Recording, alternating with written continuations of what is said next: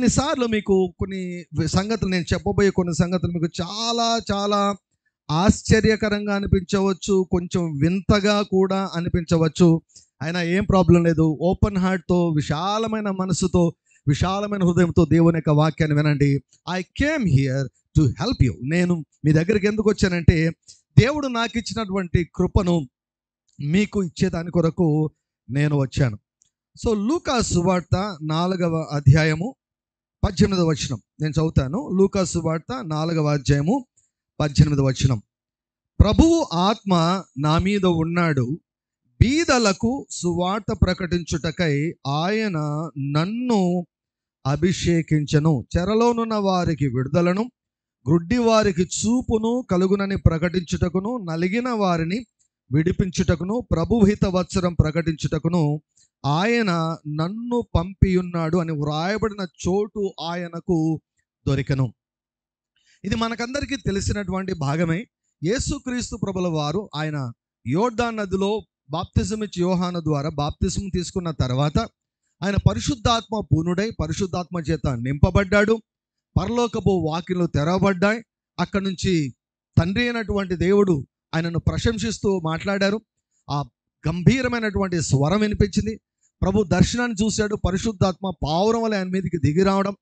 So ఆ రీతిగా పరిశుద్ధాత్మ పూర్ణుడైన తర్వాత పరిశుద్ధాత్మ ద్వారా నడిపించబడి 40 రోజులు ఉపవాసం ఉండి అపవాది చేత శోధించబడుతూ మరి ఆత్మ బలముతో ఆత్మ పూర్ణుడై ఆ ఉపవాస దినాల్లోనికి అడుగుపెట్టాడు.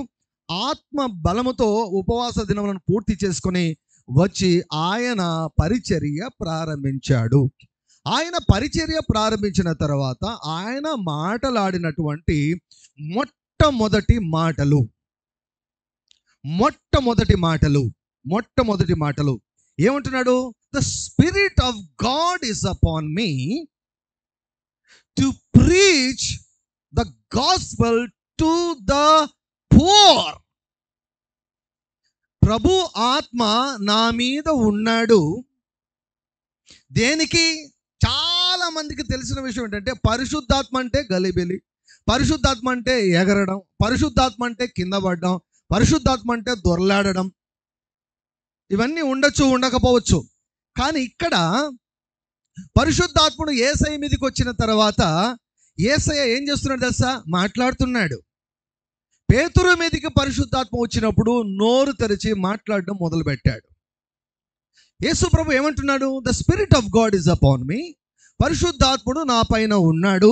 దేని కొరకు ఉన్నాడు అంటే, సువార్త ప్రకటించుట కొరకు.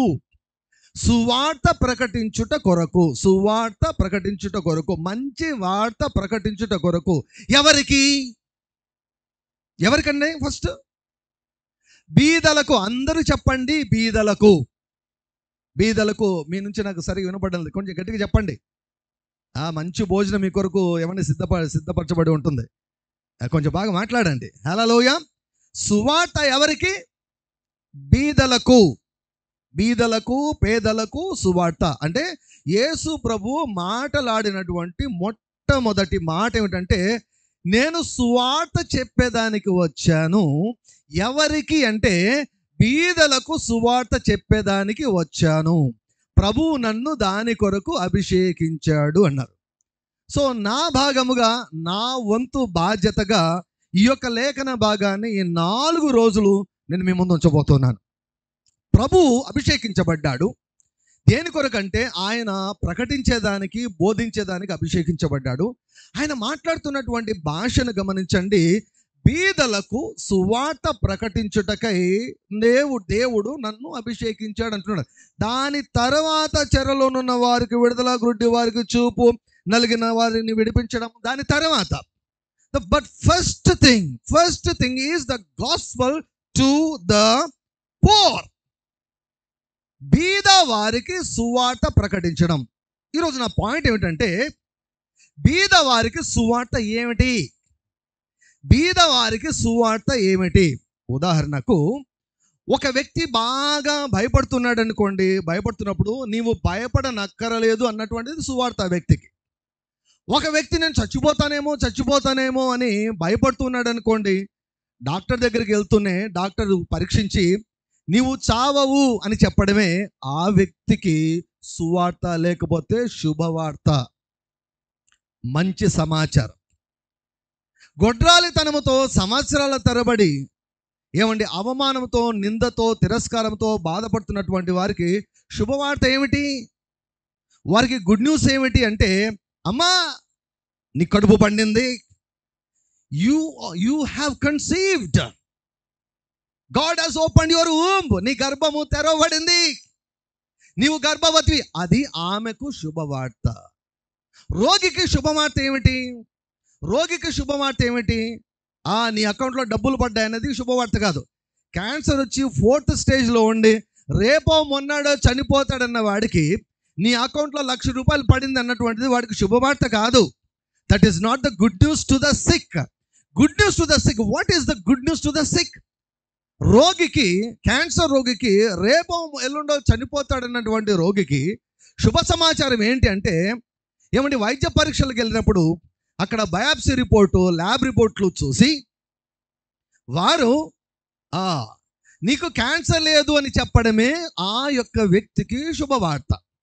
ఇప్పుడు చాలామంది పరీక్షలకు సిద్ధపడుతున్నారు. పరీక్షలో ఫెయిల్ అయిన వారికి గుడ్ న్యూస్ ఏంటి? పరీక్షలో ఫెయిల్ అయినటువంటి వారికి గుడ్ న్యూస్ ఏమిటో చెప్పంటారా? అరే నువ్వు ఫెయిల్ అయ్యావు, కానీ ప్రభుత్వం వారు నీకు 5 మార్కులు గ్రేస్ మార్కులు కలిపి నిన్ను పాస్ చేశారు. అది ఆ వ్యక్తికి సువార్త, ఆ వ్యక్తికి శుభవార్త, ఆ వ్యక్తికి మంచి సమాచారము. దేవుడు ఎప్పుడు కూడా క్యాజువల్గా అర్థం పర్థం లేకుండా బైబిల్ గ్రంథాన్ని వ్రాయడు. దేవుడు ఎప్పుడు కూడా పాయింట్ టు పాయింట్ ఆయన మాట్లాడతాడు. So what is the good news to the sick? రోగికి శుభవార్త ఏమిటంటే, నీవు రోగములో జీవించవలసిన అవసరము లేదు. అది రోగికి శుభవార్త. చనిపోతానేమో అని భయపడే వారికి నీవు చావవు, నీవు బ్రతుకుతావు, దేవుడు నీకు ఇంకా 15 సంవత్సరాల ఆయుష్ పొడిగిస్తాడు అన్నటువంటిది ఆ వ్యక్తికి సువార్త. సో ఇక్కడ ప్రభు ఎవరికి సువార్త అంట? Gospel to the poor. బీదవారికి సువార్త ఏమిటి? బీదవారికి సువార్త ఏమిటి? పేదవాడికి సువార్త ఏమిటి? బీదవాడు అంటే పేదవాడు. పేదవానికి సువార్త ఏమిటంటే, నీవు పేదరికములో జీవించవలసిన లేక కొనసాగవలసిన అవసరము లేదు. That is the good news to the poor. పేదవాడికి సువార్త. నీ రోగం నయమవుతుంది కాదు. కొన్నిసార్లు మేము బోధకులంగా, కొన్నిసార్లు మా ఉద్దేశాలు బాగానే ఉంటాయి, కొన్నిసార్లు తెలియక మేము ఏం చేస్తామంటే వాక్యాన్ని పొరపాటుగా మేము అర్థం చేసుకొని అలా చెప్పడం జరుగుతుంది. So we are all the students of the Bible. We need to learn. We need to depend upon the Holy Ghost. ఎవరు పరిపూర్ణులు కాదు. సో కనుక పరిశుద్ధాత్మ వెలిగింపులో ప్రతిదీ కూడా తెలుసుకుంటూ పోవాలి. ఇక్కడ బీదలకు అంటూనే వెంటనే మా వాళ్ళు ఏం చేస్తారంటే ముందు ఆత్మీయంగానే పెట్టేస్తారు. అక్కడ ఆ వాక్యం యొక్క అర్థం అంతా పోయింది. ఆత్మీయంగా దీనులు అని పెట్టేస్తారు. దీనులు పోయింది, మీనింగ్ అంతా పోయింది. బీదవాడు అంటే ఎవరండి? బీదవాడు అంటే బీదవాడే. మీకు అందరికీ తెలిసిన అర్థమే. దీనికి వేరే వేరే డీప్ మీనింగ్స్ ఏం లేవు. కొంతమంది ఎంత డీప్గా వెళ్తారంటే ఇంకా బయటికి రాలేరు, ఇంకా చెయ్యి అందించినా కూడా రాలేరు అనమాట. ఇక్కడ డీప్ మీనింగ్ ఏం లేదు, అంతా సూపర్ఫిషియల్. యేసుక్రీస్తు ప్రభు ప్రతి ఒక్కరికి సాధారణంగా సులభంగా అర్థమయ్యేటట్లు దేవుడు వ్రాయించాడు. బీదలకు సువార్తను ప్రకటించేదానికి దేవుడు నన్ను పంపాడు అని చెప్తున్నాడు. The first blessing that Jesus pronounced is for the poorest of the poorest people. పేదవారికి, ఇక్కడ గుడ్డి వారికి కాదు, లేకపోతే ఇంకొక పాపులకు కాదు. ఒక ఆయన అన్నాడు అన్నమాట, అక్కడ కుష్ఠరోగం అంటే పాపము బ్రదర్. నా బైబిల్లో అయితే లేదు. కుష్ఠరోగం అంటే కుష్ఠరోగమే, చావు అంటే చావే. ఇంటర్ప్రిటేషన్ చేయొచ్చు, తర్వాత చేసుకోవచ్చు ఇంటర్ప్రిటేషన్.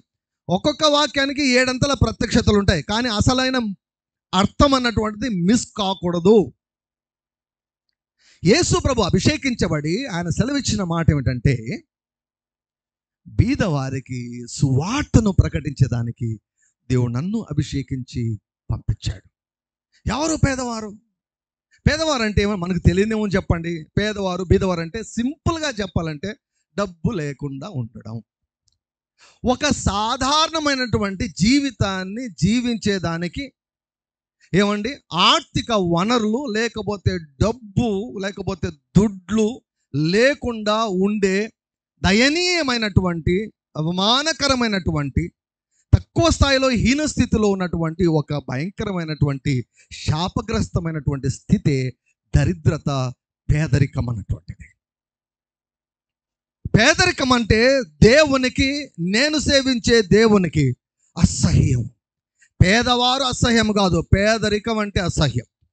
ఏమండి, పేపర్లో మీరు చదువుతూ ఉంటారు, ఎవరు కూడా రోగాల వలన ఆత్మహత్య చేసుకున్న వాళ్ళు చాలా తక్కువ. ఎక్కువ శాతం ఆత్మహత్యలు దేనికి చేసుకుంటారు తెలుసా?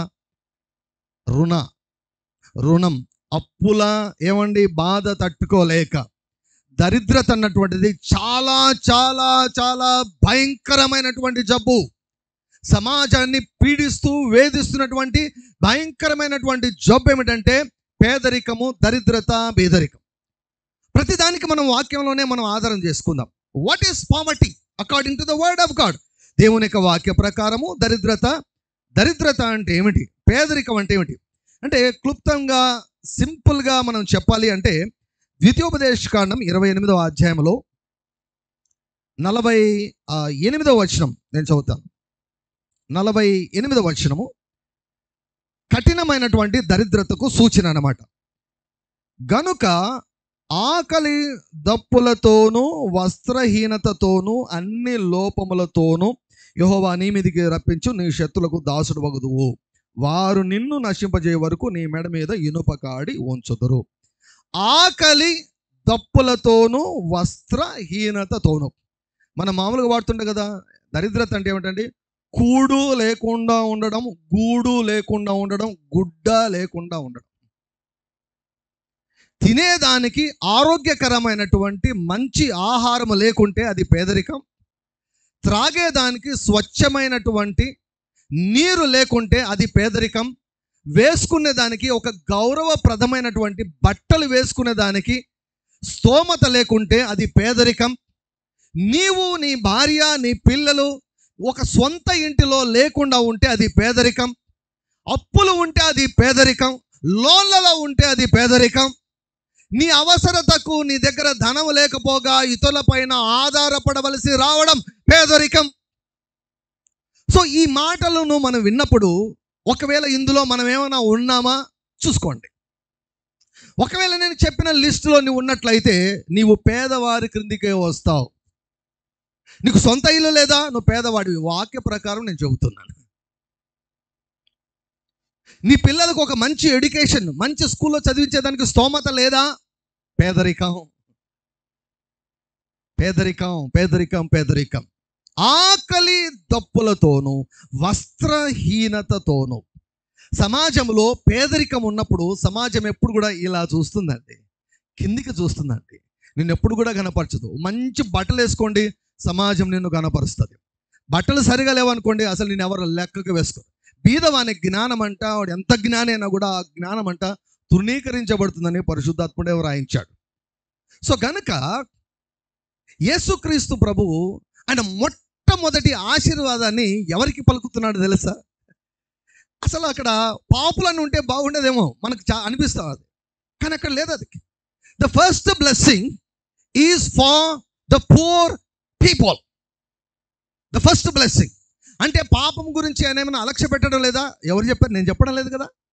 కానీ ఫస్ట్ మాటలు చూడండి, ఫస్ట్ మాటలు ఎందుకు అంటే ప్రియులారా గమనించండి. దేవుడు ఆదాము హవ్వను సృష్టించినప్పుడు మీకు స్వస్థత కలుగునగాక, మీకు విడుదల కలుగునగాక, మీ బంధకాలు తొలగిపోనుగాక, ఇవేమీ మాట్లాడలేదు ఆయన. మీరు నరకం నుంచి తప్పించబడుదురుగాక, ఇవేమీ మాట్లాడలేదు. ఇవన్నీ తర్వాత వచ్చాయి. ఫస్ట్ బ్లెస్సింగ్ ఏమిటో తెలుసా? నీవు విస్తరించుదువుగాక, నీవు వర్ధిల్లుదువుగాక, నీవు ఫలించుదువుగాక, నీవు ఏలుదువుగాక. ఒక దైవజనుడు ఏమన్నాడంటే, బైబిల్లో మొదటి 2 అధ్యాయాలు చివరి 2 అధ్యాయాలు మహిమకరమైనటువంటి అధ్యాయాలంట, మధ్యలో ఉన్నదంతా ట్రాజెడీ అయిపోయిందంట. మొదటి 2 అధ్యాయాలే లాస్ట్ 2 అధ్యాయాలు కూడా కనిపిస్తాయి. బైబిల్ మనకు సరిగా అర్థం కావాలంటే ఆదికాండం 1, 2, 3 బాగా చదవండి. 50 సార్లు చదవండి, మొత్తం బైబిల్ అంతా అర్థమైపోతుంది మీకు. ఆదికాండం 1, 2, 3 అర్థం కాలేదనుకోండి, బైబిల్ అర్థం కాదు. దేవుడు ఆదాము హవ్వను చేసిన తర్వాత ఏం మాట్లాడాడండి? గాడ్ బ్లెస్సెడ్ దెమ్, విస్తరించమన్నాడు. దేవుని యొక్క వాక్యమే ఎప్పుడు కూడా దేవుని యొక్క వాక్యానికి అర్థం చెప్పాలి. నా సొంత అభిప్రాయం నేను చెప్పకూడదు, నా సొంత ఎక్స్ప్లెనేషన్ నేను ఇవ్వకూడదు. విస్తరించమన్నాడు, ఏలమన్నాడు. ఏలమన్నాడు వాక్యంలో వ్రాయబడింది ఏమండి? ధనవంతుడంట పేదవాణిని ఏలుతాడంట. ఆరోగ్యవంతుడు పేదవాణ్ణి కాదు, పరిశుద్ధుడు ఏమండి పాపిని కాదు, ఈవెన్ బలవంతుడు బలహీనుని కాదు, కానీ ధనవంతుడు దరిద్రుని ఏలతాడంట. ఆదికాండం 1:28 ఏమన్నాడు ఆయన? ఏలుదురుగాక. ఏలుదురుగాక అంటే మనకు అర్థమయ్యే భాషలో మనం చెప్పాలి అంటే మీరు ధనవంతులవుదురుగాక అని మొట్టమొదటిగా ఆశీర్వాదాన్ని నా దేవుడు ఆదాము హవ్వల పైకి పలికాడు ఆయన. హల్లెలూయా. మీ యొక్క ధనము విస్తరించునుగాక. విస్తరించునుగాక అంటే ఏమిటి?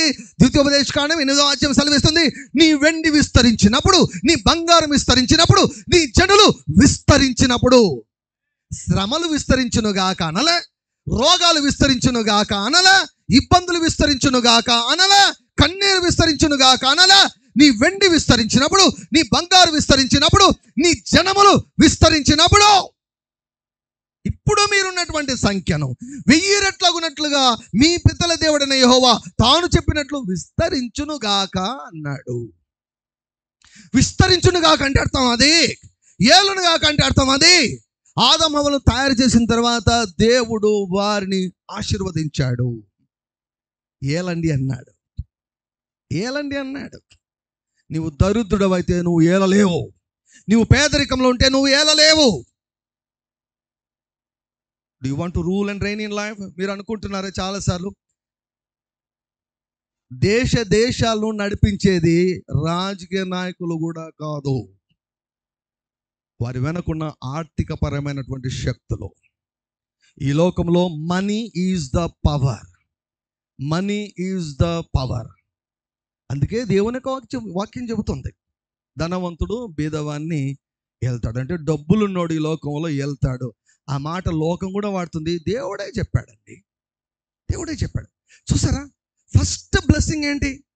మీరు ఏలండి, మీరు విస్తరించండి. ఇక్కడ యేసయ్య చెబుతున్న మాట ఏమిటి? ఫస్ట్ బ్లెస్సింగ్ ఏమిటి? ప్రభు ఆత్మ నా మీద ఉన్నాడు, బీదలకు సువార్త. Hallelujah. What is the gospel to the poor? ఈరోజు నీకు సొంత ఇల్లు లేదా? ఈరోజు నీకు మంచి బట్టలు లేవా? నీ పిల్లలను స్కూల్లో చేర్పించాలంటే స్తోమత సరిగా లేదా? మంచి ఆహారం, ఆరోగ్యకరమైన ఆహారం తినేదానికి స్తోమత లేదా? ఈరోజు ఈ వాక్యం నీ కొరకే. దేవుడు నా హృదయంలో పెట్టిన ఒక మాట ఏమిటంటే, ఈ 4 ప్రసంగాలను నేను చెప్పే మాటలు నేను మీతో పలికించాను కదా, సంసిద్ధమని. మీరు నమ్మి వీటి ప్రకారం చేస్తే, నేను సవాల్ చేస్తున్నా, వచ్చే యానివర్సరీకి మీ యొక్క ఆర్థిక పరిస్థితి పూర్తిగా మారిపోయి ఉంటుంది. 1 year is enough for my God. 1 సంవత్సరం నా దేవునికి టైం ఇవ్వు. 1 సంవత్సరం నేను ప్రకటించే ఏమండి యేసయ్యకు, శ్రీమంతుడైన యేసయ్యకు టైం ఇవ్వు. నీ ఆర్థిక పరిస్థితిని మార్చివేయగలడు. ఆయనకు 1 సంవత్సరమే అవసరం లేదు. God wants you to be change. నీవు మార్చబడాలని, నీ మనసులో ఉన్నటువంటి దుర్గాలన్నీ కూలిపోవాలని, నీ ఆలోచన విధానం మారాలని దేవుడు ఆ సమయం తీసుకుంటాడు. దేవుడు ఒకే రాత్రిలో నీ ఆర్థిక పరిస్థితిని పూర్తిగా మార్చివేయగలడు. ఒకే రాత్రిలో నీ అప్పు ఎంత ఉన్నా కూడా ఒకే రాత్రిలో నా దేవుడు తీర్చివేయగలడు. ఒకే రాత్రిలో పేదవాడు కాస్త అత్యధికమైనటువంటి ధనవంతుడు కాగలడు. చెప్పేదానికి నేను సిద్ధంగా ఉన్నా, నమ్మేదానికి మీరు సంసిద్ధంగా ఉన్నారా? హల్లెలూయా, హల్లెలూయా. Your financial condition shall be changed. Shall be changed. Hallelujah. యేసుక్రీస్తు ప్రభు అభిషేకించబడి ఆయన పలికిన మొట్టమొదటి దీవెన ఎవరి కోసం తెలుసా? పేదవారి కొరకు. పేదవారంటే యేసు ప్రభు పరిచర్యలో ఆయన ఎంత ప్రేమనో తెలుసా? మనకు కొన్ని విషయాలు కనిపించకుండా ఉంటాయి. ఒకసారి యూదా ఇస్కరియోతు ప్రభు దగ్గర నుంచి వెళ్ళిపోతే శిష్యులంతా ఏం మాట్లాడుకున్నారు తెలుసా? ఏవైనా కొనేదానికి యేసు ప్రభు పంపించాడేమో, లేక బీదలకి ఎవరికైనా డబ్బులిమ్మని పంపించాడేమో. యేసుక్రీస్తు ప్రభు పేదవారికి వాక్యం చెప్పేవాడు, పేదవారికి డబ్బు కూడా పంచేవాడు. మీరు చదవండి వాక్యం. అది రెగ్యులర్ కష్టం అన్నమాట. రెగ్యులర్గా యూదా ఇస్కరియోతు ద్వారా జరుగుతున్నటువంటి పరిచయం ఏమిటంటే, పలాని ఊర్లో పలాని స్థలంలో పేదవారు వాళ్ళకి వెళ్ళి డబ్బు ఇవ్వుపో అంటే యూదా ఇస్కరియోతు వెళ్ళి డబ్బులు ఇచ్చేవాడు. డబ్బు సంచి యూదా ఇస్కరియోతు దగ్గరే కదా ఉండేది. ఏమన్నా కొనాలన్నా యూదా ఇస్కరియోతే, ఎవరికైనా బీదలకు సహాయం చేయాలన్నా యూదా ఇస్కరియోతే అన్నమాట. సో బీదలకు యేసుక్రీస్తు ప్రభు సువార్తను ప్రకటించాడు. అంత మాత్రమే కాదు, డబ్బులు కూడా వారికి సరఫరా చేశాడు. ఎంత ఇచ్చాడో, ఎంతమందికి ఇచ్చాడో, ఎప్పుడు ఇచ్చాడో అవన్నీ తెలియదు, కానీ ఒకటైతే sure, he helped the poor. So నా పాయింట్ ఏమిటంటే, యేసుక్రీస్తు ప్రభు ఈరోజు పేదవారిని, పేదరికంలో ఉన్నటువంటి వారిని యేసు ప్రభు అడ్రస్ చేస్తూ అంటున్నాడు, నీవు పేదరికంలో జీవించిన సంవత్సరాలు, దశాబ్దములు చాలు.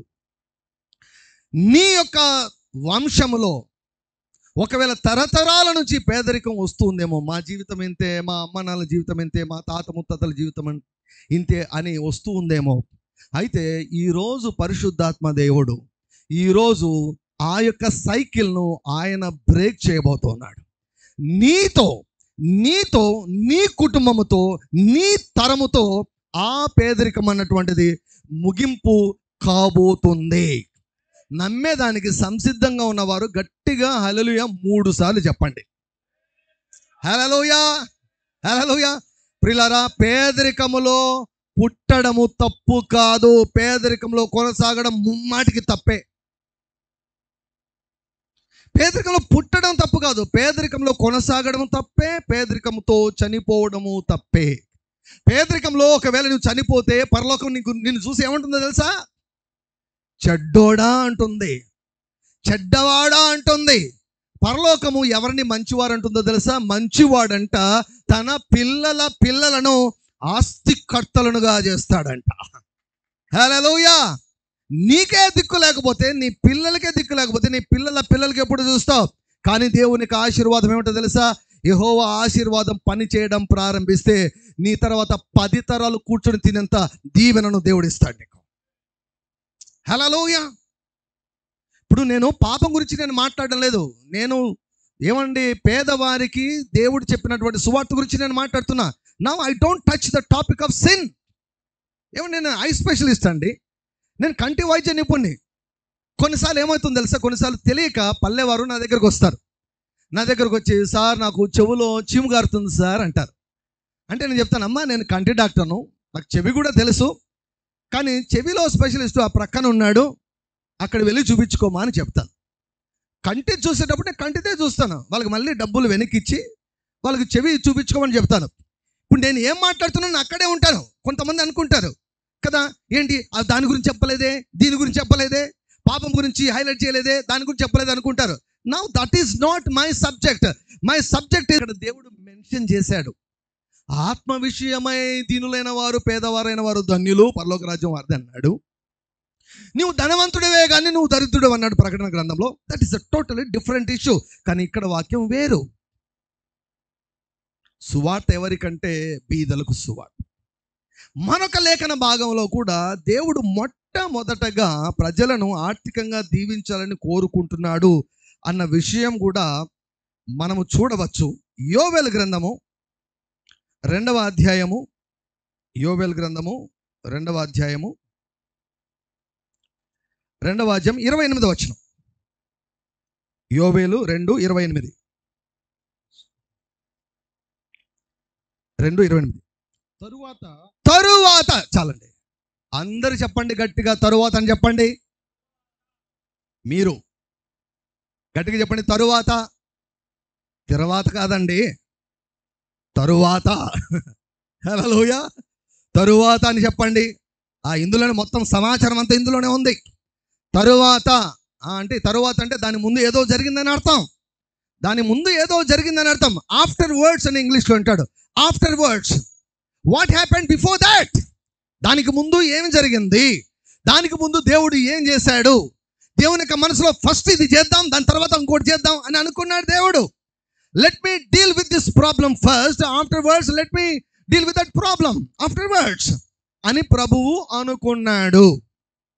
ఈరోజు నా పాయింట్ ఏమిటంటే, యేసు ప్రభు అభిషేకించబడిన తర్వాత ఆయన నోట నుంచి జాలువారినటువంటి మొట్టమొదటి ఆశీర్వాదం ఎవరి కొరకంటే, ఆర్థికంగా పేదలైనటువంటి వారి కొరకు మొదటగా దాన్ని పలికాడు. అది ఎప్పుడు కూడా ప్రభువు మిస్ కాలేదు. అది ఇక్కడ మాత్రమే కాదు, తర్వాత బాప్తిసం ఇచ్చే యోహాను ఏమన్నా ఆయన శిష్యులను పంపి యేసయ్య దగ్గర పంపి, మెస్సయ్యావు నీవేనా, ఇంకొకరు కనిపెట్టాలంటే అక్కడ కూడా ప్రభు ఏమండి అప్పుడే వాళ్ళ కళ్ళ ముందే రకరకాల అద్భుతాలని చేసి, పోయి చెప్పు యోహానుకు చెప్పు అని చెప్పి, బీదలకు కూడా సువార్త ప్రకటించబడుచున్నదని చెప్పు అంటాడు. గుడ్డివాణ్ణి బాగు చేశాడు, కుంటివాణ్ణి నడిపించాడు, చచ్చిపోయిన వాణ్ణి ఏమండి లేస్తున్నారని చెప్పాడు, బీదవారికి సువార్త ప్రకటించబడుతుందని చెప్పాడు. పాపికి సువార్త ఏంటి? పాపికి సువార్త ఏంటి? నీ పాపములు క్షమించబడ్డాయి. That is the gospel, good news for a sinner. నేరారోపణ భావంతో ఉన్నటువంటి వారికి, అరే బాబు యేసయ్య నీ పాపాలు క్షమించాడు, అది ఆ వ్యక్తికి సువార్త. పాపికి సువార్త ఉంది, రోగికి సువార్త ఉంది, గొడ్రాలులకు సువార్త ఉంది, ఓటమితో ఉన్నటువంటి వారికి సువార్త ఉంది, పేదవారికి సువార్త ఉంది, భయపడే వారికి శుభవర్తమానం ఉంది. అయితే ఇక్కడ ఆత్మచేత నింపబడిన తర్వాత యేసు ప్రభు యొక్క బోధలో ఆయన మాట్లాడినటువంటి మొట్టమొదటి శుభవార్త ఎవరికయ్యా అంటే పేదవారికి. హల్లెలూయా. ఈరోజు ఫస్ట్ రోజు, ప్రాఫెటిక్గా మొదటి రోజు కాబట్టి మొదటి మాట ఎవరి కొరకో తెలుసా? పేదవారికి. ఈనాడు చాలా మంది విశ్వాసులు వారు చనిపోతే పరలోకానికి వెళ్తారు, కానీ పేదరికంతో మగ్గిపోతూ ఉన్నారు. ఏమంటే అది దైవత్వం అనుకుంటున్నారు చాలామంది. కొంతమంది బోధకులు బోధించేదానికి చాలా భయపడతారు. వాళ్ళు ఏమనుకుంటారో ఏమో బ్రదర్, నాకు ఆ భయం లేదు. ఏమిటో తెలుసా, నేను డాక్టర్ను, I have my own earning, నేను సంపాదించుకుంటా. ఏమంటే నాకు ఏ డబ్బులు కొదవలేదు, డబ్బుల కోసం నేను ప్రసంగాలు చేయను, నాకు డబ్బులు ఇవ్వండి అని చెప్పను. కాబట్టి నేను దేవుని యొక్క వాక్యంలో ఉన్నది ఉన్నట్లుగా డబ్బుల గురించి చెప్పేస్తా. I not at all be afraid. దేని గురించి నేను భయపడను, డబ్బు గురించి ఉన్నది ఉన్నట్లు నేను చెప్పేస్తా. సో ఇక్కడ మొదటగా దేవుడు బీదవారికి సువార్తను ప్రకటిస్తున్నాడు. ఇక్కడ యోవేలు గ్రంథంలో చూస్తే ఏమంటే తరువాత అన్నాడు. తర్వాత ఏం చేస్తాడంట? నేను సర్వజనుల మీద నా ఆత్మను కుమ్మరింతును. ఏమండి ఆత్మ కుమ్మరింపు వచ్చింది. తర్వాత మీ కుమారులను మీ కుమార్తెలను ప్రవచనము, ముసలివారు కలలు కందురు, మీ యవ్వనులు దర్శనం చూస్తురు. హల్లెలూయా. ఒకవేళ మనకు హ్యాండ్ ఓవర్ చేస్తే, ఏమండి ఆ ప్రభుత్వాన్ని మనకిస్తే నువ్వు చేయంటే మనం ఏం చేస్తాం తెలుసా? ఫస్ట్ ఇవి పెడతాం. ఫస్ట్ ఆత్మ కుమ్మరింపు, ఫస్ట్ ప్రవచనాలు, ఫస్ట్ దర్శనాలు, ఫస్ట్ వాక్యము, ఫస్ట్ ఆత్మీయ ఆశీర్వాదాలు. డబ్బుల గురించి మాట్లాడకూడదు. ధనాపేక్ష సమస్త కీడులకు మూలము, దాని గురించి మాట్లాడకూడదు అంటాడు. కానీ మొత్తం ఇక్కడ అంతా తిరగాల్సింది. మనం అనుకునేదానికి, మనం నమ్మేదానికి ఇక్కడ టోటల్ ఇట్ ఈస్ డిఫరెంట్. ఇక్కడ దేవుని యొక్క ప్రజలైనటువంటి వారు ఆర్థికముగా సర్వనాశనం అయిపోయారు. ఏమి మిగలేదండి. మిడతలు, గొంగలి పురుగులు, పసరు పురుగులు, చీడ పురుగులు మొత్తం సర్వనాశనం చేసేసాయి. ఏమి మిగలేదు. వారు దేవుని యొక్క సన్నిధికి వచ్చి ఉపవాసం ఉండి హృదయాన్ని చింపుకొని వారు పశ్చాత్తాపపడినప్పుడు నాకు ఒక మాట భలే ఇష్టం అండి. యెహోవా అంట రోషము తెచ్చుకొని వారి మీద జాలి చూపాడంట. హల్లెలూయా. రోషము తెచ్చుకొని, దేవునికి రోషం వస్తే ఏం చేస్తాడు తెలుసా? జాలి చూపుతాడు. రోషము తెచ్చుకొని జాలి చూపాడంట. ఎలా జాలి చూపాడంటే చూడండి, 21వ వచనం నుంచి చదువుతాను. 2వ అధ్యాయం 21వ వచనం నుంచి, దేశమా భయపడక సంతోషించి గంతులు వేయము, యెహోవా గొప్ప కార్యములు చేసెను. పశువులారా భయపడకుడి, గడ్డి బిళ్ళలో పచ్చిక మొలచును, చెట్లు ఫలించును, అంజూరపు చెట్లును ద్రాక్ష చెట్లు సమృద్ధిగా ఫలించును. సియోను జనులారా ఉత్సహించి మీ దేవుడైన యెహోవా యందు సంతోషించుడి. తన నీతిని బట్టి ఆయన తొలగరి వర్షమును మీకు అనుగ్రహించును. వాన కురిపించి పూర్వమందు వలె తొలగరి వర్షమును కడవరి వర్షమును మీకు అనుగ్రహించును. కొట్లు ధాన్యముతో నిండును, క్రొత్త ద్రాక్షరసము క్రొత్త తైలమును గానుగలకు పైగా పొర్లిపారును. మీరు కడుపారా తిని తృప్తి పొంది మీ కొరకు వింత కార్యములు జరిగించిన మీ దేవుడైన యెహోవా నామమును స్తుతించినట్లు నేను పంపిన మిడతలను, గొంగలి పురుగులను, పసరు పురుగులను, చీడ పురుగులను అను నా మహా సైన్యం తినివేసిన సంవత్సరముల పంటను మీకు మరలానితును. నా జనులు ఇక ఎన్నటికి సిగ్గునందరు. అప్పుడు ఇశ్రాయేలుల మధ్య ఉన్నవాడును నేనే అనియు, నేనే మీ దేవుడునైన యెహోవాననియు, నేను తప్ప వేరు దేవుడు ఒకడును లేడని మీరు తెలుసుకుందరు. నా జనులు ఇక ఎన్నడను సిగ్గునొందక యుందురు. అంటే ఈ దీవెనలన్నీ లేకుంటే సమాజంలో నీ పరిస్థితి ఎలా ఉంటుందంటే తల దించుకున్న పరిస్థితి, అవమానకరమైనటువంటి పరిస్థితి, ఒక హీనకరమైనటువంటి పరిస్థితి. అందుకే దేవుడు సమాజంలో నీ తలను ఎత్తాలని కోరుకుంటున్నాడు. సమాజంలో నీ తల ఎప్పుడు ఎత్తబడుతుందంటే నీ కరువు పోయినప్పుడు, నీ పేదరికం పోయినప్పుడు. నా జనులు ఇక ఎన్నడు సిగ్గునందరు అంటున్నాడు. ఎప్పుడు సిగ్గునందో తెలుసా? నీ కొట్లు ధాన్యముతో సమృద్ధిగా నిండినప్పుడు, నీ గానుగలలో నుండి క్రొత్త ద్రాక్షరసం పొర్లి పారినప్పుడు, మీరు కడుపారా తృప్తిగా తినగలిగినప్పుడు, హల్లెలూయా, సమృద్ధిగా వర్షాలు మీ భూమి మీద మీ పొలం మీద కుమ్మరించబడినప్పుడు, మీరు విత్తిన ప్రతి విత్తనానికి నూరంతల పంటను మీరు కోసుకున్నప్పుడు మీ తల ఎత్తబడుతుంది సమాజంలో. దేవుడు అంటున్నాడు, ఫస్ట్ ఆ కార్యం చేస్తాను, తరువాత నా ఆత్మను కుమ్మరిస్తాను. దేవుడు నాకు ఇది చూపించినప్పుడు, అరే ఎన్ని దశాబ్దాల నుంచి బైబిల్ చదువుతున్నాను నేను, ఏదో చదువుకుంటా పోతున్నాను కానీ ఏది ముందు ఏది వెనుకో తెలియని స్థితిలో ఉన్నానే. ఆదికాండంలో దేవుడు పలికిన మొట్టమొదటి మాట, మీరు విస్తరించండి, ధనవంతులు కండి, ఏమండి ఏలండి అన్నాడు. యేసు ప్రభు పరిచర్య ప్రారంభిస్తూనే పేదవారికి సువార్త ప్రకటించేదానికి నేను వచ్చాను అన్నాడు. మధ్యలో యోవేలు గ్రంథంలో చూస్తే తర్వాత నా ఆత్మను కుమ్మరిస్తానంటున్నాడు. ఈ మీటింగ్స్లో ఏం జరగబోతుంది తెలుసా? రెండు కలిపి జరగబోతున్నాయి. హల్లెలూయా. తర్వాత నీ మీటింగ్ల తర్వాత అనుకుంటారు, లేదు లేదు లేదు, అన్నీ కలిపి దేవుడు కొట్టబోతూ ఉన్నాడు. హల్లెలూయా. నీ జీవితంలో పేదరికం పోవాలంటే ఫస్ట్ నీ మనసులో నుంచి పేదరికం పోవాలి. నీ జీవితం నుంచి దరిద్రం పోవాలంటే ఫస్ట్ నీ మనసులో నుంచి దరిద్రం పోవాలి. అందుకే ఇప్పుడు మనసులో అద్భుతాలు దేవుడు చేస్తూ ఉన్నాడు. మనసులో పరిమితులన్నీ బ్రేక్ అయిపోతూ ఉన్నాయి. మనసులో పేదరికపు దుర్గాలన్నీ యేసయ్య కూల్చిపడేస్తూ ఉన్నాడు. Hallelujah. You don't need to live in poverty any longer from today onwards. ఈ రోజు నుంచి నీవు పేదరికంలో జీవించవలసిన అవసరం లేదు, కొనసాగవలసిన అవసరం లేదు. ఎందుకంటే సువార్త విషయమై నేను సిగ్గుపడువాడను కాను. నమ్మేదానికి మీరు సంసిద్ధంగా ఉంటే ఈ యొక్క వాక్యం మిమ్మలను ఐశ్వర్యవంతులుగా చేస్తుంది. హల్లెలూయా. కొరింథీయులకు వ్రాయబడినటువంటి 2వ పత్రిక 6వ అధ్యాయము చివరి భాగం 10వ వచనము చివరి భాగం. కొరింథీయులకు వ్రాయబడిన 2వ పత్రిక 6వ అధ్యాయము చివరి 2 లైన్స్ అండి. చివరి 2 లైన్. దరిద్రులమైనట్లుండి అనేకులకు ఐశ్వర్యము కలిగించు వారము.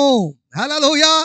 దరిద్రులమైనట్లుండి అనేకులకు ఐశ్వర్యమును కలిగించు వారము అంటూనే మా వాళ్ళు ఏం చేస్తారు సార్, మెల్ల తోక పెడుతుంది. అది ఆత్మీయ బ్రదర్. ఏమి ఇక్కడ ఉందా? చాలా చోట్ల ఐశ్వర్యము అంటే ఐశ్వర్యమే. ముందు చదవాలి, వెనక చదవాలి. ఎలా ఐశ్వర్యవంతులు కావాలో తెలియక చాలామంది ఇది దానికి కాదులే అనుకుంటారు. ఇప్పుడు దేవుని ద్వారా స్వస్థత పొందకపోయేవారు ఏం మాట్లాడతారు తెలుసా? దేవుడు నాకు ముళ్ళు ఇచ్చారంటారు. నేను ఒక విషయం చెప్తాను, కొంచెం మంచి మనసుతో ఆలోచించండి. దేవునికి మన సమస్యలకు సంబంధాలే లేవు. దేవునికి మరణానికి సంబంధమే లేదు. దేవునికి ముళ్ళకు సంబంధమే లేదు. దేవునికి మన సమస్యలకు సంబంధమే లేదు. ఎందుకంటే ఇవన్నీ కూడా మనము కొని తెచ్చుకున్నాము.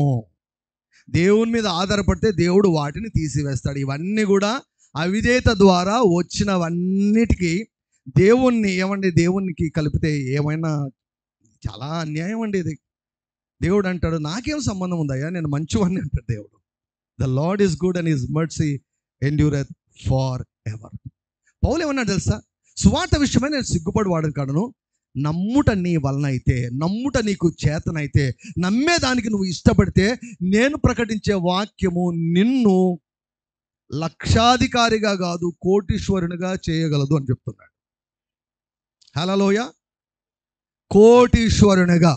ఈరోజు డేటు టైము అన్నీ నా పేరు కూడా రాసి పెట్టుకోండి. ఈ వాక్యం నమ్మడం నువ్వు మొదలు పెడితే నీ ఇంటిలో కోటీశ్వరులు లేస్తారు. 30 సంవత్సరాలుగా యేసయ్యతో కలిసి నడుస్తున్నానండి. 30 సంవత్సరాలుగా నడుస్తున్నా. 30 సంవత్సరాలుగా వాక్యం చదువుతున్నా. నేను చదువుకున్నోడిని, ప్రొఫెషనల్ మ్యాన్, ఐ డాక్టర్, నేను ఐ స్పెషలిస్ట్, ఆర్ఎంపీ కాదు, చదువుకున్నోడిని. నేను సువార్త విషయమై సిగ్గుపడివాడని కాను. నమ్ముటకు నువ్వు సంసిద్ధమైతే, నమ్మేదానికి నువ్వు సంసిద్ధమైతే గవర్నమెంట్ నీకు సాయం చేయాల్సిన అవసరం లేదు. గవర్నమెంట్ నీకు సాయం చేయాల్సిన అవసరం లేదు. You will and you can become rich. నీ సొంత ఇంటిని నీవే సంపాదించుకోగలవు. హల్లెలూయా. నీ పిల్లలకు ఒక మంచి విద్యను, వైద్యాన్ని నీవు ఇవ్వగలవు. ఓ మంచి ఇంటిని నీవు కట్టుకోగలవు. బైబిల్లో ఉందండి, ద్వితీయోపదేశకాండం 8వ అధ్యాయంలో అంటాడు, ఇల్లు కట్టించుకోండి అనలేదు కానీ మంచి ఇండ్లు కట్టించుకోండి అన్నాడు. మంచి ఇండ్లు కట్టించుకోనండి, మంచి ఇండ్లు కట్టించుకోండి. అంటే మీ ఇంటిలో ఒక మూల కాదు, ఒక రూమే బలిపీఠపు రూమ్గా చేయాలి. మీరు ఒక రూమ్ను ప్రార్థనా గదికి అంకితం చేయాలి. నాకు హిందువులు అంటే చాలా ఇష్టం అండి. వారు దేవుని వారి ఇళ్లలో ఎంత గణపరుస్తారంటే, ఏమండి, ఏ ఇంటికి వెళ్ళినా కూడా దేవుని మూలని పెట్టి ఉంటారండి. పూజ గది దేవుని మూల ఉంటుంది. యేసుప్రభు నమ్మిన వారు ఏమండి, యేసుప్రభు బాగా చులకన అయిపోయాడు, ఎక్కడున్నా దేవుడు వింటాడు ప్రార్థన అని చెప్పేది, మంచం మీద పడుకునేది అక్కడ ప్రార్థన చేస్తూ ఉంటారు. మంచి ఇండ్లు అంటే ఏమండి, మంచి ఇండ్లు కట్టించుకోవాలన్నది దేవుని యొక్క చిత్తము. ఇదేంటి పాస్టర్ గారు, మేము ఎప్పుడు కట్టించుకోవాలండి, ఎప్పుడు కట్టించుకోవాలని మేము కదా? నీ పంచేంద్రియాలతో, నీ ఆలోచనతో, నీ స్తోమతతో నీవు ఆలోచిస్తున్నావు. అందుకే ఈరోజు వాక్యం నీ దగ్గరకు వస్తుంది. నీకు సొంత ఇల్లు లేకుంటే పరలోకపు దృష్టిలో పేదవారి జాబితాలో నీవు ఉన్నావు. God wants to give you a good new house to you. దేవుడు నీకు ఒక మంచి ఇంటిని దేవుడు ఇచ్చేదానికి ఆయన సిద్ధంగా ఉన్నాడు. నీవు సంసిద్ధంగా ఉన్నావా? హల్లెలూయా, హల్లెలూయా. నా దేవుడు రాజకీయ నాయకుడు కాదు. నా దేవుడు చెబితే చేస్తాడు. ఆయన కావాల్సిన ఒకటే, నువ్వు సహకరించాలి, నువ్వు సహకరించాలి. ఒక దైవజనుడితో ఒకసారి ప్రభు అన్నాడంట, ఒక రోజు వచ్చే లోపల నీ పరిచయం చేసేదానికి నీకు ఏరోప్లేన్ కావాలి అన్నాడంట. అంటూనే ఆ దైవజనుడు కూర్చొని, ఏరోప్లేన్ ఎంత అవుతుంది, దాన్ని మెయింటైన్ చేసేదానికి ఎంత అవుతుందని లెక్కచారాలు వేస్తే దేవుడు అన్నాడంట, నమ్మమని నీకు చెప్పాను కానీ లెక్కచారాలు ఏమని నేను చెప్పలేదు అన్నాడంట దేవుడు. అర్థమైన వాళ్ళు హల్లెలూయా చెప్పండి, అర్థం కాని వాళ్ళు హల్లెలూయా అని చెప్పండి. మన పని నమ్మడం అండి, కూర్చొని తల పగలగొట్టుకోవడం కాదు. ఈ డబ్బులు ఎక్కడి నుంచి తేవాలి, ఈ అప్పు ఎక్కడి నుంచి తీర్చాలి. You are too sensitive to feel stress about your finances. నీవెంత సున్నితమైన వ్యక్తివో తెలుసా? దేవుని దృష్టిలో నీవెంత అమూల్యమైన వ్యక్తివో తెలుసా? ఎంత సున్నితమైన వ్యక్తివో తెలుసా? కొంచెం గాబరపడితేనే బీపీ లేస్తుందండి నీకు. చాలా సున్నితమైన వ్యక్తివి దేవుని దృష్టిలో. అందుకే ఆయన ఏమన్నాడు, నీవెందుకు చింతపడతావు, నా పైనవే, నీ చింత యావత్తు నా మీదవే, నేను మోస్తాను. నువ్వు స్ట్రెస్ పడకూడదు, నువ్వు ఒత్తిడికి లోను కాకూడదు. అన్ని రకాల ఒత్తిడి కంటే ఆర్థికపరమైన ఒత్తిడి చాలా భయంకరమైనదండి. ఆ దయ్యం ఉంది చూశారు, అప్పులలోకి నెట్టే దయ్యము, పేదరికాన్ని కలుగజేసే దయ్యము, పేదరికం నుంచి బయటికి రాకుండా కలుగజేసే దయ్యం ఒకడున్నాడు. నా పోరాటం వాడితోనే. వాడికి చెప్పొచ్చాను, ఈరోజు నా యొక్క ప్రజల మనసులో నీ దుర్గాలని నేను కూల్చబోతున్నాను రా అని చెప్పి వచ్చాను నేను. హల్లెలూయా. వాడి దుర్గాలు నీ మనసులో కూలిపోయాయి అంటే ఇక ఏముంది? నీలో జీవం ఉంది, ఆ జీవములో ఐశ్వర్యం ఉంది. జీవానికి భక్తికి కావలసిన సమస్తమును ఇచ్చినటువంటి దేవుడు సులభంగా నీ జీవితంలో నీకు కావాల్సిన వాటన్నిటిని కూడా దేవుడు ఇవ్వగలడు. What you want? అవసరతలు ఉంటాయి, హృదయ వాంఛలు ఉంటాయి. నా దేవుడు అవసరతలు మాత్రమే తీర్చే దేవుడు కాదు, హృదయ వాంఛలను కూడా తీర్చే దేవుడు. ఒక్కొక్కరికి ఒక్కొక్క హృదయ వాంఛ అండి. కొంతమందికి చేప అంటే ఇష్టం, కొంతమందికి చికెన్ అంటే ఇష్టం, కొంతమందికి వెజిటేరియన్ అంటే ఇష్టం. రకరకాల రుచులు. వారి రుచులను బట్టి దేవుడు వారిని తృప్తిపరుస్తాడు. దేవుడు God is interested in making you rich. సమాజంలో నిన్ను ఏమని పిలుస్తున్నారు? నువ్వు ధనవంతుడు అని పిలుస్తున్నాడా, లేకపోతే మధ్య రకం అని పిలుస్తున్నారా? కదా, middle class. No no no no lower class, no middle class, only upper class. నీవు అప్పర్ క్లాస్లో ఉండాలని దేవుడు కోరుకుంటున్నాడు. లేకపోతే దేవునికి చెడ్డ పేరండి. You will be a bad witness. You should not live under curse. ఎందుకు మనం పేదరికంలో ఉండకూడదు అంటే శాపం అదే. దేవుడు ఆదామును దీవించాడు. శాపం క్రింద నువ్వు ఉండేదానికి దేవునికి అసలు ఇష్టం లేదు. నీవు ధనవంతుడైతే, నీ ఒక మంచి ఇల్లు కట్టుకుంటే, నీ పిల్లలు మంచి స్కూల్లో మంచి కాలేజీలో చేర్చగలిగితే, ఫస్ట్ ఆనందించేది యేసుక్రీస్తు ప్రభువు. మొట్టమొదటిగా ఆనందించేది యేసయ్యా. He takes pleasure in the prosperity of his servant. మరి ముఖ్యముగా దైవ జనులు ఆర్థికంగా వర్ధిల్లితే మొట్టమొదట సంతోషించేది దేవుడు. కొంతమంది ఒక ప్రార్థన చేస్తారు, ప్రభువా నాకు ఎక్కువ ఇవ్వద్దయ్యా, నేను నిన్ను మర్చిపోతానయ్యా, తక్కువ ఇస్తే దొంగతనం చేస్తానేమో అని ఒక ఆయన రాశాడు. ఆయన రాసిన దాన్ని దేవుడు వ్రాయించాడు. అంటే ఆయన భయం ఏంటంటే డబ్బులు వస్తే నిన్ను మర్చిపోతానేమో అని. ఒకవేళ ఆ భయం ఉంటే అడగద్దు. దేవుని కంటే ఏమండి, మనం కొన్నిసార్లు ఎక్కువ జ్ఞానులమని మనం అనుకుంటాం. డబ్బు తక్కువైతే దొంగతనం చేస్తాడంట, దేవుని మీద ఆధారపడ్డంట దొంగతనం చేస్తాడంట. ఆ వీక్నెస్ ఆయనకు ఉంది కాబట్టి ఆ ప్రార్థన చేసుకున్నాడు. దాన్ని మనం చేసుకోకూడదు. ప్రార్థన ఆయన చేసిన ప్రార్థనను దేవుడు వ్రాయించాడు, మీరు ఇలా చేయకండి అని. ఏమండి, యోబు పడిపోయాడా డబ్బు వస్తే? అబ్రాహాము డబ్బు వస్తే పడిపోయాడా? హృదయము దేవునికి సమర్పిస్తే డబ్బు ఉన్నా పడిపోము, డబ్బు లేకున్నా పడిపోము. హల్లెలూయా.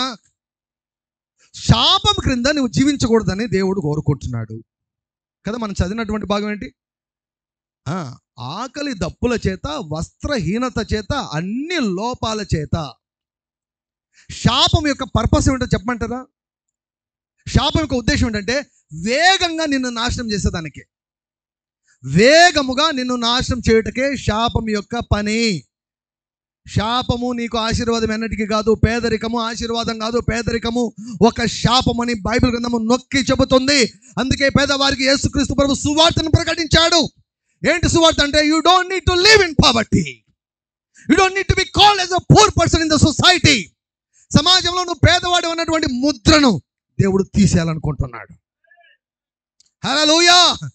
అరిమత్తయి యోసేపును ధనవంతుడుండెను అన్న రీతిగా గుడ్జేపల్లెలో అబ్రాహాము గారును ధనవంతుడు ఒకరు ఉండెను అని చెప్పాలి తరతరాలో. హల్లెలూయా, హల్లెలూయా, హల్లెలూయా. నీ పేరు పెట్టుకో. నీ పిల్లలు అలా నీ గురించి మాట్లాడుకోవాలి. నీ గురించి ఎవరైనా రాస్తే నీ గురించి రాస్తే నువ్వు ధనవంతుడు అని నువ్వు రాయాలి. నీ వీధిలో ఉన్నటువంటి వారందరూ చెప్పాలి నువ్వు ధనవంతుడు అని చెప్పాలి. ఆ పేరు పడాలి.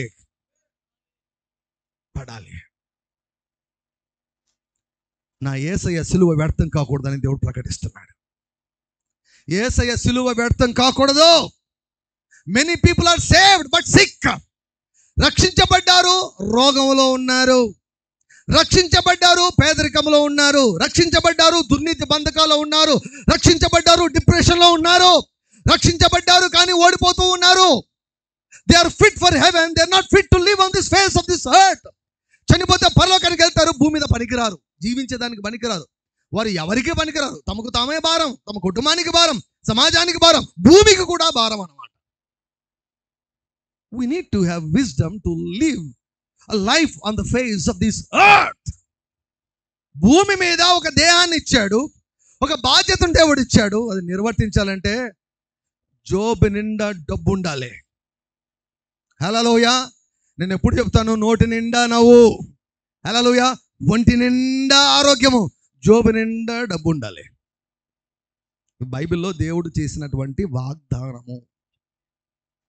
నేను డబ్బు గురించి మాట్లాడుతున్నాను కాబట్టి డబ్బు గురించి నేను డీవియేట్ కాను, నాకు ద్వంద్వ మనసు లేదు, పక్కకి వెళ్ళను. ఒక పాయింట్ పట్టుకున్నా అంటే ఆ పాయింట్ మీదనే నేను మాట్లాడతాను. పేదవారికి సువార్త ప్రకటించడానికి యేసయ్య కంకణం కట్టుకొని పేదరికాన్ని సర్వనాశనం చేసేసాడండి. ఫస్ట్ నీ మనసులో పోవాలి. పేదరికం అన్నటువంటిది శాపము వేగరమే నిన్ను నాశనం చేస్తుంది. ఒక పాస్టర్ గారి కుమారుడు ఏమన్నాడు తెలుసా? నా జీవితంలో ఎప్పటికీ మర్చిపోను. ఏమన్నాడు తెలుసా? అంకుల్, నేను ఎప్పటికీ పాస్టర్ను కానన్నాడు. ఏమైనా అంత మాట అంటే మేము డాక్టర్లమై ఉండి ఆ పనులన్నీ ప్రక్కన పెట్టి మేము పాస్టర్ పని ఎక్కువ చేస్తూ ఉంటే నీవేంటి అలా అంత మాట అంటేవి అంటే, మా నాన్న ఆర్థికంగా పడిన కష్టాలు నేను చూసాను. వల్ల నా పాస్టర్ అనమాట, ఫుల్ టైం పాస్టర్. మా నాన్న పడిన కష్టాలు నేను చూశాను. అటువంటి కష్టాలు నేను పడకూడదు అనుకుంటున్నాను. అందుకే బాగా చదువుకొని నేను ఉద్యోగం చేసి డబ్బులు సంపాదించాలని అనుకుంటున్నాను అన్నాడు. అంటే ఆ పిల్లలకు వచ్చినటువంటి అవగాహన, నమ్మకం ఏంటంటే సేవ అంటే, మొన్న ఎవరో అన్నారు అనమాట, సేవ అంటే చావు అన్నారు. అవునండి, సేవలో నిందలు, అవమానాలు, తిరస్కారాలు, వ్యతిరేకతలు ఇవన్నీ వస్తాయి. పేదరికము ఉండకూడదు. పేదరికము తాత్కాలికంగానే ఉండాలి, అది కంటిన్యూ కాకూడదు. అది దేవుని దగ్గరికి వస్తే పాపులను పరిశుద్ధులుగా మారుస్తాడు, రోగులను ఆరోగ్యవంతులుగా మారుస్తాడు. పేదవారిగానే ఉంచుతాడా? ఆహా, నా దేవుడు ఉంచాడు. పేదవారిని ఆయన ఐశ్వర్యవంతులుగా చేస్తాడు. ఎంత ఐశ్వర్యం అనేది అది నీ చేతిలో ఉంది. 30, 60, 100 నీ చేతిలో ఉంది. అది విత్తనం సేమ్, పొలం సేమ్. పొలం మంచి పొలము, విత్తనం మంచి విత్తనము, అదే విత్తనము. కానీ ఒకరు 30 అంట, ఒకరు 60 అంట, ఒకరు 100 అంట. నీకే కావాలి కోరుకో. నీకెంత ఐశ్వర్యం కావాలి. There is no limit to you in the resurrected power of the Lord Jesus Christ. శాపం క్రింద నువ్వు ఉండకూడదని కోరుకుంటున్నాడు. ఒక చెడ్డ సాక్ష్యం, మంచి సాక్ష్యం కాదు అది. ఎవరైనా అమెరికాకి వెళ్ళమంటే వెళ్తారు, యూకేకి వెళ్ళమంటే వెళ్తారు, కానీ పాకిస్తాన్ వెళ్ళమంటే వెళ్తారా అండి? వెళ్ళరు. ఎందుకు? అక్కడ జీవితాలు బాగలేవు కాబట్టి, అంటే వారి సాక్ష్యాలు బాగలేవు కాబట్టి. అమెరికాలో అయితే వారి సాక్ష్యాలు బాగున్నాయి కాబట్టి అక్కడికి వెళ్దాం అంటారు. సో పేదరికంలో ఉంటే దేవునికి చెడ్డ పేరండి. ఒకసారి ఆలోచించండి. పేదరికంలో ఉంటే ఎంతసేపు నీ గురించే నువ్వు ప్రార్థన చేసుకుంటావు తప్ప ఇంకొకరి కోసం ప్రార్థన చేస్తావా? ఇంకొకరికి ఏమన్నా ఇవ్వగలవా నువ్వు? అసలు you cannot be a blessing. అబ్రాహాముకు దేవుడు ఇచ్చిన ఆశీర్వాదం ఏంటి? నిన్ను ఆశీర్వదిస్తా. దైవజనులు పాట పాడారు. నేను మామూలుగా నా రూమ్లో కూర్చొని నేను ఫస్ట్ నుంచి లైవ్ చూస్తూనే ఉన్నాను. మంచి పాట పాడారు. ఆ బహుతరములకు జనములకు ఆశీర్వాదకరంగా ఆశీర్వదించావు గనుక ఆశీర్వాద కారణంగా చేశావు. Not only a spiritual blessing, ఆత్మీయంగా ఆశీర్వాదం మాత్రమే కాదు. ఈ భూమి మీద 120 సంవత్సరాల ఆయుష్ను దేవుడిచ్చాడు. ఈ 120లో డబ్బులు లేకపోతే నువ్వు ఏం పని చేస్తావు? నువ్వు దేవుని కొరకు ఇతరులకు ఏ రీతిగా ఆశీర్వాదకరంగా ఉంటావు? నీవు ఎంతసేపు నీ అక్కరలే, నీ అప్పులే, నీ లోన్లే, ఎంతసేపు ఆ బావిలో ఏమండి అక్కడే ఉంటే ఎప్పుడు పైకి రావాలి? ఎప్పుడు ఇతరులకు సహాయం చేయాలి? ఎప్పుడు ఇతరులకు నువ్వు దీవెనకరంగా ఉండాలి? So if you live in poverty, if you continue in poverty, you cannot be a blessing to the people around you. నీ చుట్టూన్న వారికి నీవు దీవెనకరంగా ఉండలేవు. గనుక దేవుడు నిన్ను పేదరికం నుంచి బయటికి లాగాలని కోరుకుంటున్నాడు. హల్లెలూయా. ఎందుకు నువ్వు పేదరికంలో ఉండకూడదంటే నీ ఎడల దేవునికి చాలా పెద్ద పెద్ద ప్లాన్స్ ఉన్నాయండి. పెద్ద ప్లాన్స్ ఉన్నాయి. ఈ షామ్యానాలు విస్తరించునుగాక, షామ్యానాలు విస్తరించునుగాక, ఈ గ్రౌండ్ అంతా సరిపోకుండానుగాక. పెద్ద ప్లాన్స్ ఉన్నాయి, పెద్ద ప్లాన్స్ ఉన్నాయి. ఆ పెద్ద ప్లాన్స్ నెరవేరాలంటే సుమారుగా కావాలి, సుమారుగా కావాలి. నీ జీవితంలో సుమారుగా డబ్బులు లేకుంటే దేవుని యొక్క పనిని పూర్తి చేయలేవు. నువ్వు పైకి వెళ్ళిన తర్వాత బలా నమ్మకమైన మంచి దాసుడా అని నీవు పిలిపించుకోవాలి అంటే ఇక్కడ ఘనమైన కార్యాలు నీవు చేయాలి. ఆరంభము కొద్దిగా ఉండవచ్చు. అయ్యగారు చెప్తున్నారు, ఫస్ట్ మీటింగ్కు ఫస్ట్ యానివర్సరీకి 1200 ఖర్చు అయిందంట. 100 మంది వచ్చారు, 1200 ఖర్చు అయిందంట. ప్రారంభం కొద్దిగా ఉండవచ్చు, కానీ దేవునితో సహకరిస్తే దేవుడు అంచెలంచెలుగా దేవుడు నేను విస్తరించుకుంటూ పోతాడు. హల్లెలూయా. ఎవరోకైనా పెద్ద సంఘాలు దేవుని చిత్తం కాదు బ్రదర్. గ్రోత్ లేకపోతే ఎట్లా అండి? అది శాపం అండి. అది గ్రోత్ లేకపోతే. గ్రోత్ ఉండాలండి, పెరగాలండి, సంఘాలు పెరగాలండి. హల్లెలూయా. సంఘాలు పెరగాలండి, అన్ని ఆశీర్వాదాలు పెరగాలండి. ఆత్మీయంగా మనం బలాభివృద్ధి పొందాలి, మానసికంగా మనం బలాభివృద్ధి పొందాలి, ఆర్థికంగా మనం బలాభివృద్ధి పొందాలి, దేహపరంగా ఆరోగ్యం నుంచి అధికమైన ఆరోగ్యంలోకి మనం వెళ్ళాలి, మహిమ నుండి అధిక మహిమకు మనం వెళ్ళాలండి. శ్రమల ఎప్పటికీ ఉంటాయి, మనుషుల ద్వారా వచ్చే శ్రమలు ఎప్పటికీ ఉంటాయి. అవి పోవు. దయ్యంగాడు భూమి మీద ఉన్నంత కాలం మనుషుల ద్వారా వచ్చే శ్రమలు హింసలు పోవు. అవి ఉండనే ఉంటాయి. అవి వాటి పని అవి చేసుకుంటూ ఉంటాయి. మన పని మనం చేసుకుంటూ పోవాలి. పేదరికంలో ఎందుకు ఉండకూడదని కోరుకుంటున్నంటే, నువ్వు శాపం క్రింద ఉండడం నీ పరలోకపు తండ్రికి ఇష్టం కాదు. పేదరికంలో ఉంటే నీవు ఒక మంచి సాక్ష్యంగా నువ్వు దేవునికి ఉండలేవు. పేదరికంలో నీవు ఉంటే నీవు అనేకులకు ఆశీర్వాదకరంగా ఉండలేవు. దేవుడు ఏం చెప్పాడని నా మాట శ్రద్ధగా వింటే, నీవు అనేక జనాలకు అని తెలుగు బైబిల్లో ఉంది, దేశాలకు అని ఇంగ్లీష్ బైబిల్లో ఉంది. అనేక దేశాలకు నువ్వు అప్పించే స్థితిలోకి వస్తావంట. దేశాలకు అప్పించే స్థితికి. అది ఆశీర్వాదం, అది దేవుని చిత్తం, అది దేవుని యొక్క వాక్యం, అది సువార్త.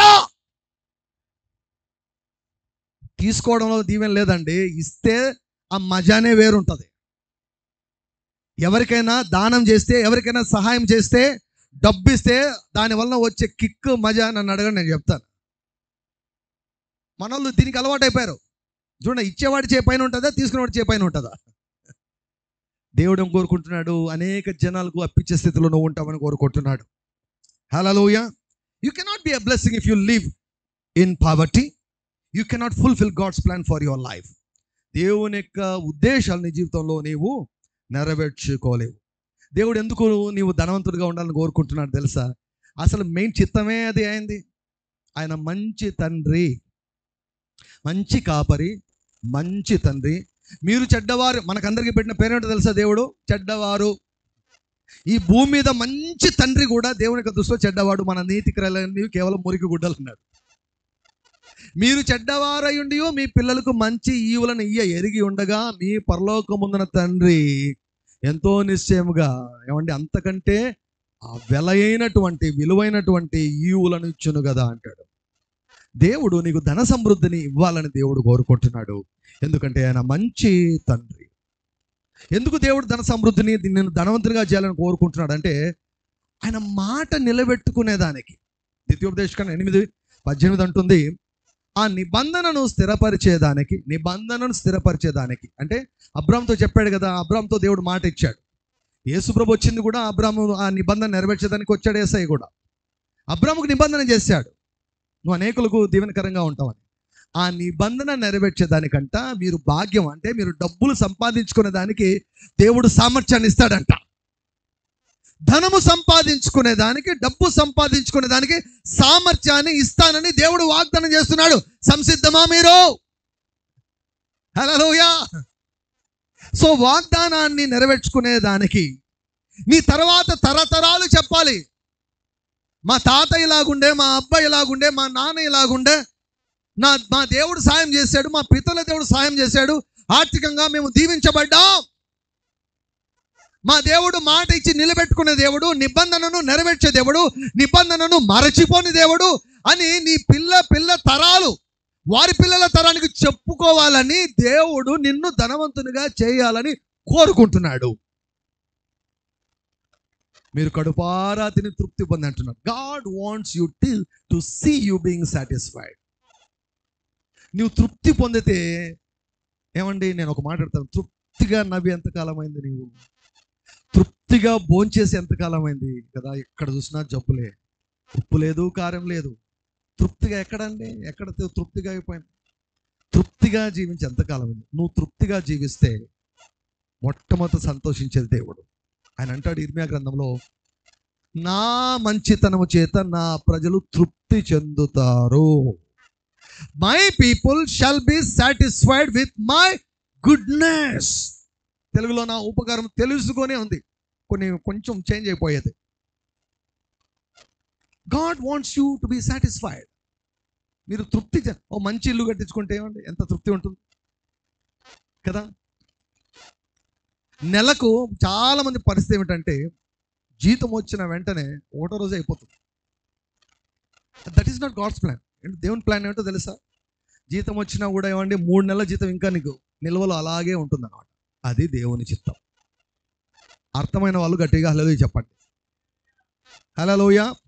అంటే ధన సమృద్ధి నీకు ఉండాలి. నీ అవసరం 10,000 అయితే నీ దగ్గర ₹1,00,000 ఉండాలి. That is God's plan. సమృద్ధి అంటే అర్థం అది.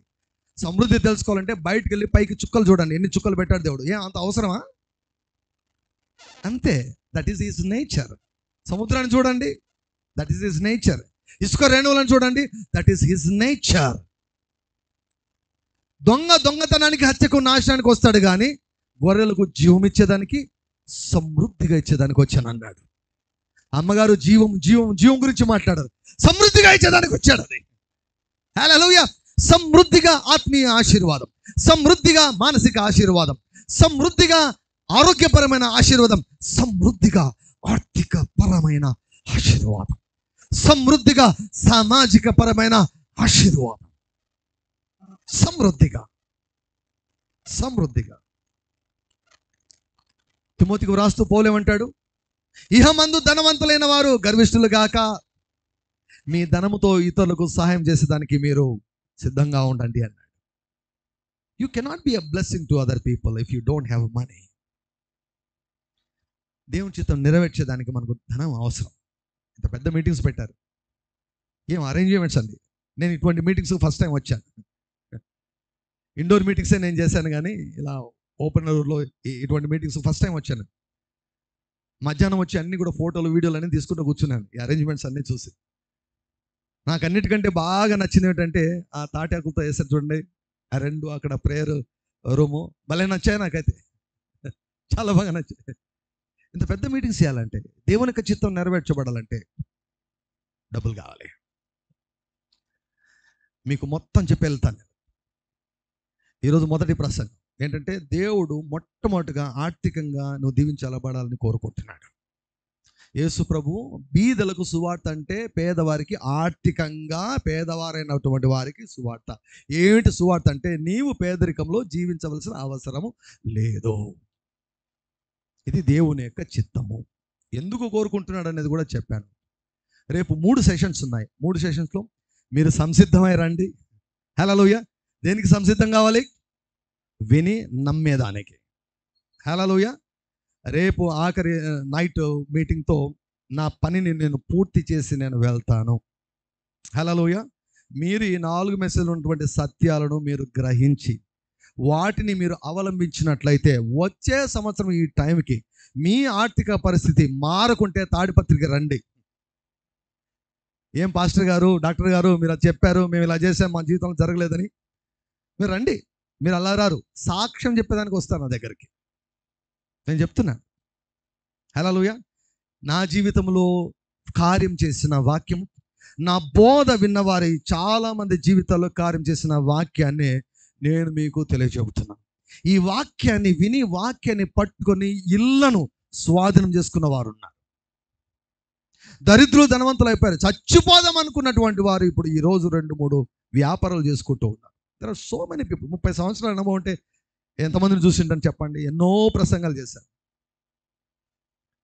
God wants you to become rich financially.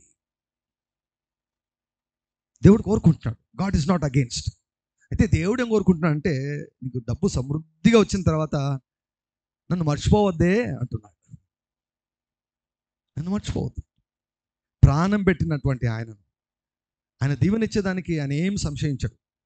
సొలొమోను పడిపోతాడని తెలుసు, కానీ దేవుడు నేచర్, దేవుడు ఇచ్చేశాడు. ఎవరికి లేని ఐశ్వర్యాన్ని దేవుడు ఇచ్చాడు. నీకు కూడా ఐశ్వర్యాన్ని ఇవ్వాలని దేవుడు కోరుకుంటున్నాడు. హల్లెలూయా. ఎందుకు దేవుడు నిన్ను దీవించాలని కోరుకుంటున్నాడు ఆర్థికంగా అంటే, నిబంధనను నెరవేర్చేదానికి. అబ్రాహాముతో అన్నాడు, అబ్రాహాము నేను నిన్ను దీవిస్తా, నిన్ను గొప్పవానిగా చేస్తా, నీ పేరును గొప్ప చేస్తా,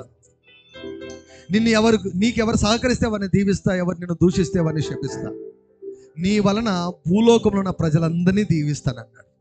నీ వలన నీ వీధిలో ఉన్న వారందరూ దీవించబడాలి, నీ వలన నీ ఊరిలో ఉన్న వారందరూ దీవించబడాలి, నీ వలన ఏమండి ఈ ఊరిలో ఉన్న వారందరూ దీవించబడాలి, నీ వలన ఈ దేశంలో ఉన్న వారందరూ కూడా దీవించబడాలి. విశ్వాసం బట్టి మనం అబ్రహాము సంతానమై ఉన్నాం. ఆ నిబంధనను నెరవేర్చేదానికి దేవుడు నిన్ను ధనవంతునిగా చేయాలని ఆయన కోరుకుంటున్నాడు. సో దేవుని యొక్క ఇష్టము, దేవుని చిత్తం ఏంటంటే నిన్ను ధనవంతునిగా చేయడం. రెండవది, మూడవది, నాలుగవది రేపటిది నేను చెప్పబోతున్నాను. అందరం కలిసి చిన్న కోరస్ పాడదాం, ముగిద్దాం. ఇఫ్ యూ డోంట్ మైండ్, మీరు ఏమనుకుంటే లేచి నిలబడతారా? జస్ట్ 2-3 నిమిషాలు అంతే, మళ్ళీ కూర్చోవచ్చు. ఏమండి మోకాళ్ళ నొప్పులు ఉన్నాయా? నిదానంగా లేస్తూ ఉన్నారు. యెహోవా యందు భయభక్తులు గల వారికి మీకు నూతి సూర్యుడు ఉదయించును, ఆయన రెక్కలు మీకు ఆరోగ్యంగా చేయను కనుక మీరు క్రొవ్విన దూడలు గంతులు వేసినట్లు గంతులు వేసారు. హల్లెలూయా. చలాకీగా ఉండాలంటే అబ్రహాం ఏమండి దగ్గర అబ్రహాం 100 సంవత్సరాల వయసు అప్పుడు పరిగెత్తి పని చేశాడంట దేవుని కొరకు. పరిగెత్తాడంట, ఇంట్లో నుంచి బయటికి పరిగెత్తాడంట, పరిగెత్తి శారమ్మకు పని అప్పగించాడంట, పరిగెత్తి పని చేశాడంట. You should be sharp and quick in your body. అన్నిటికీ అండి అసలు నువ్వు ఒక మాదిరిగా ఉండాలి, అందరికీ ఆశ్చర్యం కావాలి. ఏమయ్యా ఎలా ఉండగలుగుతున్నావు నువ్వు ఇలా? నా దగ్గరికి ఎటువంటి సాక్ష్యాలు వస్తాయి తెలుసా? పాస్టర్ గారు 1 సంవత్సరం అంతా ₹1 కూడా మేము మందులకు ఖర్చు పెట్టలేదు. పాస్టర్ గారు డబ్బులన్నీ మిగిలిపోయాయి, డాక్టర్లకు ₹1 కూడా డబ్బులు పెట్టలేదు మేము. వాక్యం చెప్పేటప్పుడే దేవుడు చేయాలనుకున్న కార్యాలను కూడా దేవుడు జరిగించేశాడు. సిద్ధపడరండి, రేపు దేవుడు అద్భుతాలు చేయబోతున్నాడు. హల్లెలూయా. కొన్నిసార్లు మీరు అనుకోకుండా మీ పర్సులో డబ్బులు కూడా ప్రత్యక్షం అవుతాయి. ఇంటిలోకి వెళ్ళిన తర్వాత డబ్బులు ప్రత్యక్షం అవుతాయి, మీ అకౌంట్లో కూడా డబ్బులు వస్తాయి.